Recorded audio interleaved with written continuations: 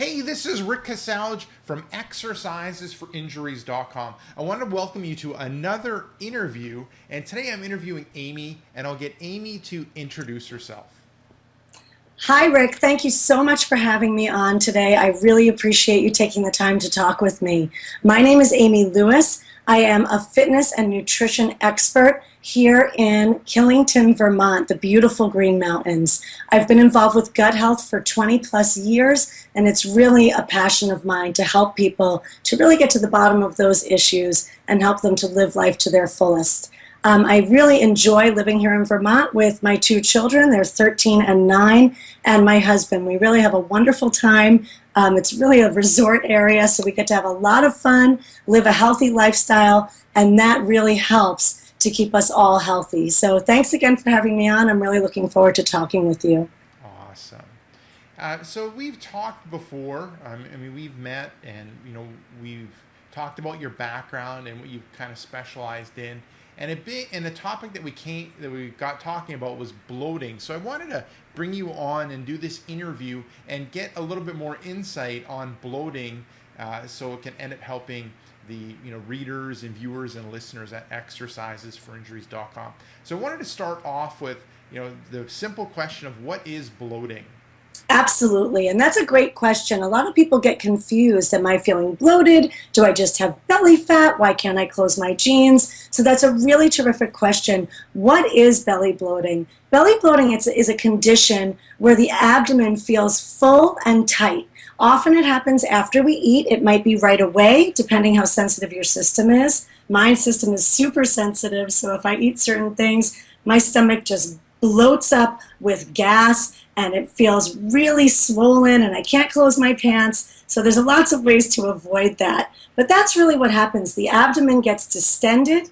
It feels very hard, and maybe you were able to button your jeans in the morning, but then midday comes and you can't close those pants anymore. You're walking around work with a big shirt over those pants because your belly is now distended and really uncomfortable. So that's the basics of what belly bloating is. Okay, awesome. Now, the second question would be like, what are some of the common causes that end up leading to belly bloating? That's another great question. Some of the common causes of belly bloating in our go, go, go world, it could be as simple as you're eating too quickly. You're taking in a ton of air as you're not waiting in between bites, and you're eating so fast that that air is getting in and mixing in as the food gets into your stomach, causing more issues with digestion, and that can bloat out your stomach. It can get as complex as the foods that you eat fermenting in your stomach and causing gases. So food combinations can be important, as well as types of food. So these days, so many of us are familiar with gluten allergies, gluten sensitivities, dairy sensitivities. Gluten and dairy are two of the big culprits for belly bloating. Many of us just don't have the enzymes we need to digest the foods that are being put out today, and the way our bodies react is by creating these gases as the food ferments. There's also another issue that many of us have, something called candida. That is a yeast that lives naturally in the intestinal tract, and in other places, both men and women have it. When we eat a ton of sugar, that feeds the yeast. The yeast also has a byproduct, which are gases. They release toxins. So as we feed that organism in our belly and they sort of explode in population, the gases explode, our bellies bloat, but we still are like unsure what happened. Was it the glass of wine? Was it the fruit I ate? Was it the dairy? So there's lots of things that can cause belly bloat, and I really enjoy helping people get to the bottom of it, simplifying it for them so that we can figure out what is causing that bloat for you and how can we stop that so you can feel comfortable throughout your day. Awesome. Now, you know, belly bloating is a symptom. Now, how do you know whether your bloating is just like a nuisance or a sign of something, something to be more concerned about? As far as your belly bloating, if you're bloated once in a while And maybe, we all know that Thanksgiving time, so many of us overeat and we've got that bloated belly and now we're on the couch and we're lying down all day because we've simply had probably a day or more worth of food in one sitting. That's going to bloat you out. Your body can't handle that. Gases are created. And really the solution there is really to plan before you go to some big holiday dinner. So if that's happening a couple times a year on your holiday times, that's something that you can certainly plan for. If you're experiencing belly bloating on a daily basis, you're having discomfort in your gut on a daily basis or multiple times a week, there's probably something else going on. Along with the belly bloat usually come other symptoms such as brain fog, anxiety, depression, no energy. So if you've got belly bloat and you've got some of these other things going on, that's a clue that there's something bigger going on in the gut. As we heal the gut, not only do those other symptoms go away, but you'll heal faster. So folks looking for healing from injuries, as you heal your gut, those injuries will also be able to heal more quickly with a clean, healthy gut. So really look at how often are you bloating, how uncomfortable are you, what are the other symptoms you're experiencing outside of bloating to determine, is this something I really should be addressing? And if you're experiencing those symptoms multiple times a week or daily, then you'll want to go ahead and address that. Okay, good point. Now, why can your diet lead to bloating? Your diet can lead to bloating for many reasons. Today we've got this food technology, right? It's not like when we were farmers and we were just eating off the land and there weren't all these chemicals in the food and GMO foods. So there's a lot of food technology that was not designed for the human body. So we put a lot of things into our bodies that weren't really meant for humans to digest. But our bodies are amazing machines. So they're going to your body's always trying to figure out a way to deal with everything that we throw at it, whether it's physical or it's putting this food into your gut.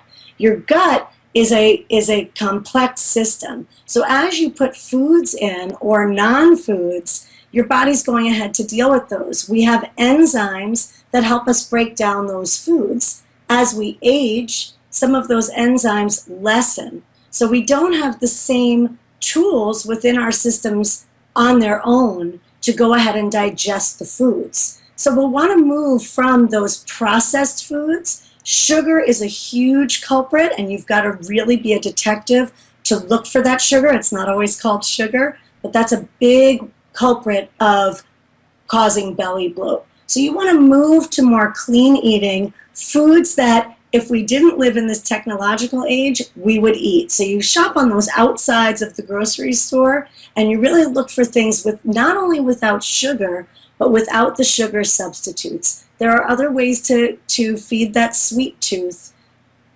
other than just with sugar. And once you break that habit, I promise you, it's not as hard as you think. Those first couple of days are tough, but then it gets easier and easier. Okay, and that kind of leads me to my next question. What are the best and worst foods to avoid when it comes to bloating? You've covered one of them, but Absolutely. maybe you can highlight a couple for us.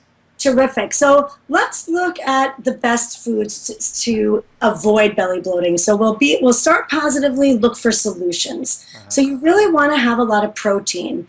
Oftentimes the bloating is related to that candida, that little bug that I talked about earlier. And that bug feeds on sugar. So you'll get massive carbohydrate and sugar cravings. So you really want to eliminate the sugar and look towards proteins. So animal proteins are phenomenal because that yeast cannot feed on it, and that will help you to repair. So those of you looking to repair those injuries and looking to couple that with the exercises that Rick gives you, you'll want to go ahead and have that protein for your building blocks. Tons of vegetables. You're going to want to cook your vegetables. So stay away from raw veggies. Go ahead and steam your vegetables, grill them, broil them, bake them, roast them. There's lots of choices that you can do with your veggies. You want to cook them so that you get rid of any bacteria that might be left, and it's also easier to digest. So you don't have to cook it down till, you know, it's tasteless, but even just blanching your broccoli or steaming your spinach, you'll want to go ahead and do that. I love to grill zucchini in the summertime. It's fabulous. You just split it in half, throw it on the grill. It's delicious. You don't need anything added to it. So I do that with a ton of my vegetables. As far as your carbohydrates go, you're going to want to stay away from processed foods and go with things like a sweet potato or squashes. You've got butternut squash, acorn squash, spaghetti squash. You have tons of choices that will give you the carbs you need to fuel your body without the excess sugars and chemicals. So really, you want to eat clean. I know that everyone hears that. What is eating cleanly? It's eating foods that occur naturally. So looking non-processed, nothing fermented. So you want to stay away from tofu for now. You may be able to add that back in, but the fermented foods can cause gases. The number one thing to stay away from, like I talked about before, is your sugar.